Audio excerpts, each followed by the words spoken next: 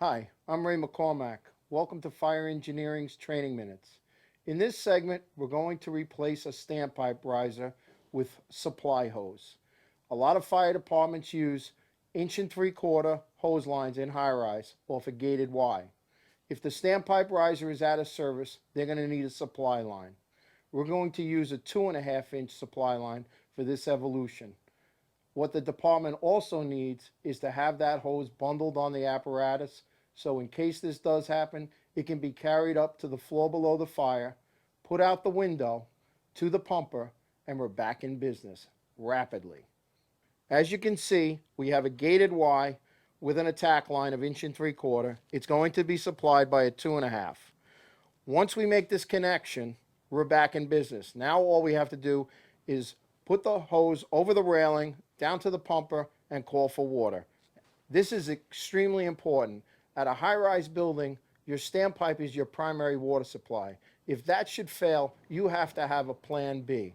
This allows you to get back in service quickly with a minimal amount of manpower and get you back on the fire floor.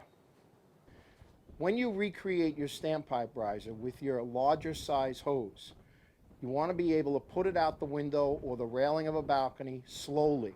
We're going to use the things we have in our standpipe kit, such as webbing. We don't want to just drop the bundle over the side. We want to control the lowering operation of that hose.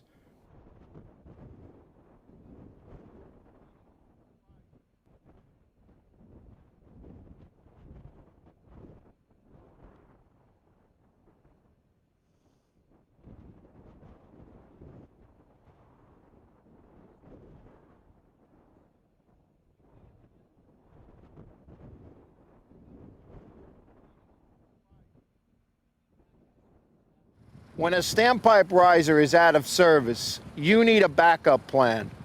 By putting your hose out the window and creating your own riser, you'll be back in service that much quicker, and you'll be able to get the fire out that much quicker, saving lives and property. I'm McCormack.